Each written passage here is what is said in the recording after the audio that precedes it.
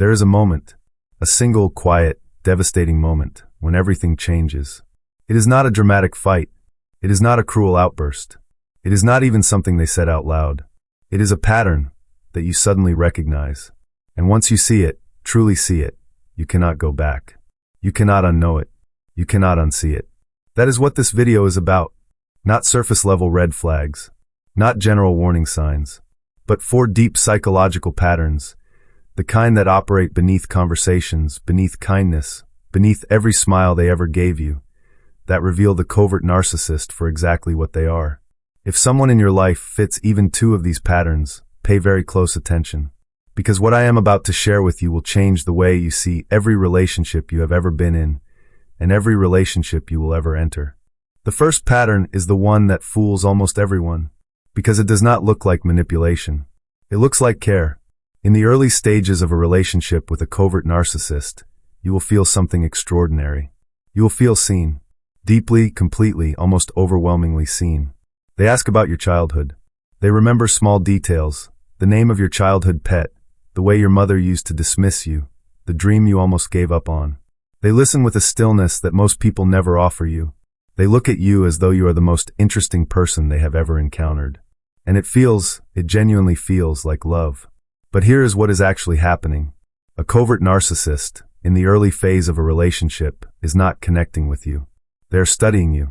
Every detail you share, every wound, every insecurity, every longing is being cataloged. Not consciously in most cases, but psychologically, they are building a map of you. A map of your pressure points. A map of what you need, what you fear, what will keep you close. Psychologists call this phase idealization, but it is more than admiration. It is intelligence gathering. And the devastating truth is this: the warmth was real enough to feel. But the purpose behind it was never what you believed. You were not being loved. You were being studied. Once a covert narcissist has enough information, once they understand what you need and what you fear, the dynamic shifts. You may not notice it immediately. It is never a sudden change. It is a slow, gradual withdrawal. The conversations become slightly shorter. The attention becomes slightly less consistent. The warmth is still there, but now it appears on a schedule you cannot predict. Sometimes they are fully present. Other times they are distant and unreachable, and you cannot understand why. This inconsistency is not accidental. It is the second pattern. Intermittent reinforcement is one of the most powerful psychological forces in human behavior. It is the same mechanism that makes gambling addictive. The same force that keeps people pulling a slot machine handle, not because it always pays out, but because sometimes it does. When reward is unpredictable, the human brain does not give up. It becomes more focused, more desperate, more attached. A covert narcissist, whether consciously or not, uses this exact mechanism. When they are warm, truly warm, present, and connected, it feels like the relationship you fell in love with. You feel relief. You feel hope. You feel as though the distance was your fault, and that now, finally, things are right again. And then, without warning, they withdraw. They become cold, or absent, or subtly critical. They give you the sense that you have somehow failed them, though they will never say it directly. They will not shout. They will not name it. Instead, they become quiet. They become a little less available. They sigh in a way that makes you feel inadequate. And your nervous system, trained now by months or years of this cycle, goes into overdrive. You start trying harder. You start asking what is wrong. You start reshaping yourself, softening yourself, making yourself smaller, just to get back to the warmth. That is the trap. You are not chasing love. You are chasing relief from anxiety that they created in you. This is the part that matters most. Many survivors of covert narcissistic relationships describe themselves as having become clingy, insecure, and anxious, when they were none of those things before. That is not who you are. That is what intermittent reinforcement does to a regulated, healthy nervous system over time. You were not broken before they found you. You were made to feel broken, so that they could position themselves as the only source of repair. Once you see this pattern, you will never again confuse anxiety for love. You will never again mistake relief from pain for connection. The third pattern is the most insidious of all 4, because it does not announce itself. It does not look like an attack. It looks like a conversation. A covert narcissist does not destroy your confidence with cruelty. They do not call you worthless or stupid. That would be too visible, too easy to identify. Instead, they erode you, slowly, quietly, precisely, in a way that leaves no fingerprints. It starts with small comments. A slight hesitation when you share something you are proud of. A subtle reframe that takes the shine off your achievements. Not a dismissal, never a dismissal, but a gentle repositioning. That is good, though you might want to think about whether the timing was right. I am proud of you. I just worry sometimes that you take on too much. Every comment is wrapped in enough care to make you question whether you are being sensitive. And that is the point. Over months, over years, the cumulative effect of these small, careful moments is profound.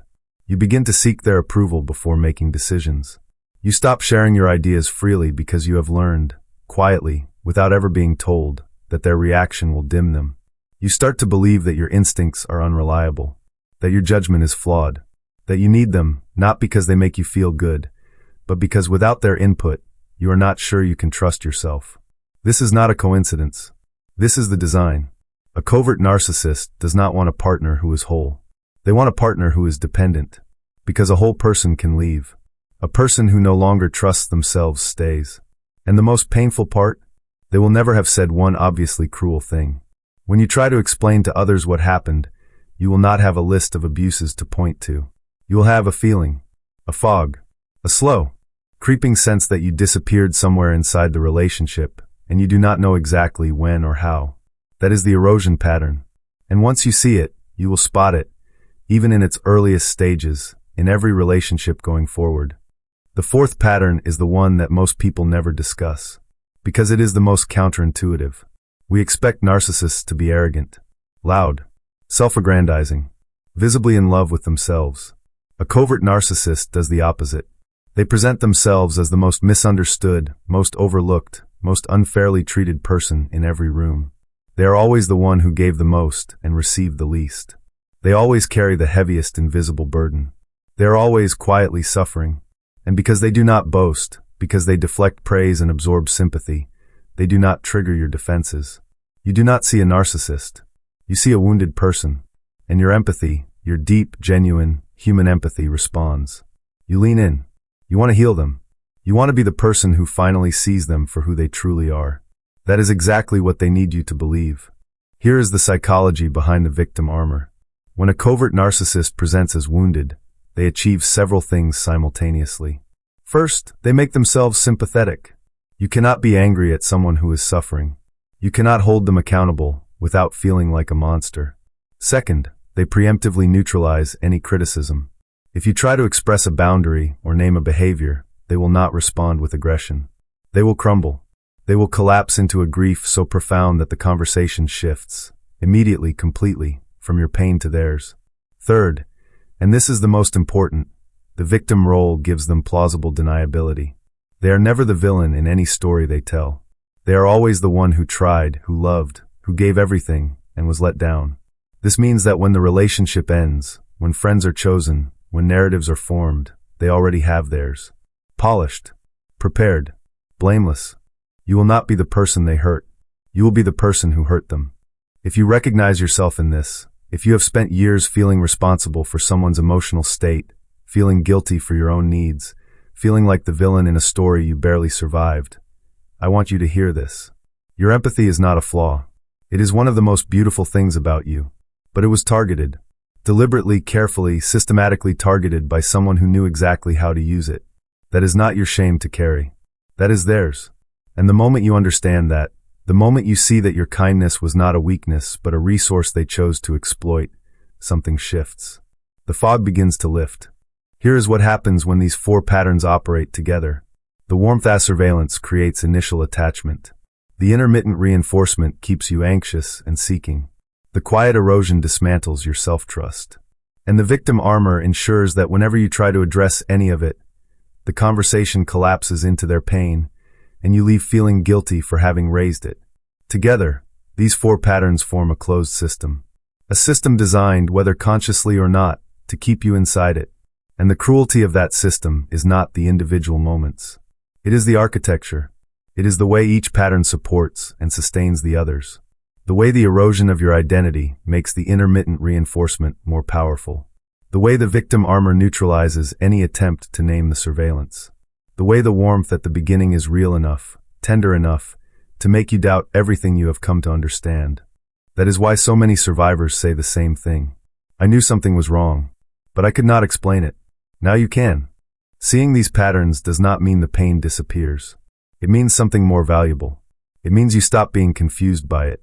Confusion is one of the most destabilizing parts of a relationship with a covert narcissist. Because the behavior never quite makes sense. Because the person who hurt you is also the person who showed you more tenderness than anyone else. Because the relationship that damaged you also contained moments of real warmth, real laughter, real connection. That complexity is not your imagination. It is the reality of covert narcissism. The person is not purely a monster. The relationship was not purely a nightmare. And that is exactly what makes it so hard to leave, so hard to explain, and so hard to heal from. But when you understand the architecture, when you see the 4 patterns and how they interlock, you gain something no one can take from you. Clarity. And with clarity comes something else. Choice. The choice to no longer explain yourself to someone who will never truly hear you. The choice to stop shrinking yourself to manage their comfort. The choice to trust your own perception, even when they have spent years teaching you not to. That choice is yours. It was always yours. Before I close, I want to say something to the person watching this who is not sure if they are ready to believe what they have just heard. You do not have to decide right now. You do not have to label what happened to you. You do not have to be certain. You do not have to accept every word of this as the full truth of your specific situation. But if something in this video made your chest tighten, if you felt a recognition that was uncomfortable, a resonance that you wish you had not felt, trust that.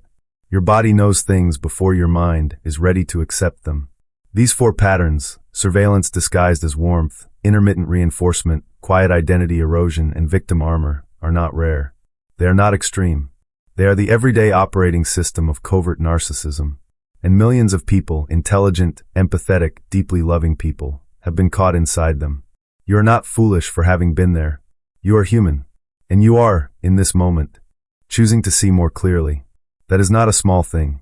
That is everything. If this video resonated with you, the next one I want you to watch is about gaslighting. Specifically, how a covert narcissist uses gaslighting not just to deny facts, but to systematically dismantle your entire sense of reality. Not just that did not happen, but you are too sensitive, you always do this, I never said that, you are imagining things, repeated, layered, sustained over months and years until you no longer trust your own memory.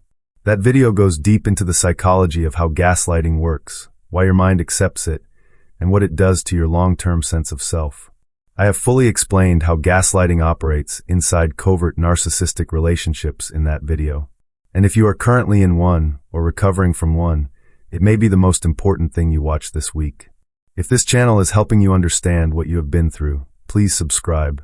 New videos are released regularly, and every one is designed to help you see more clearly and heal more completely. I will see you in the next one.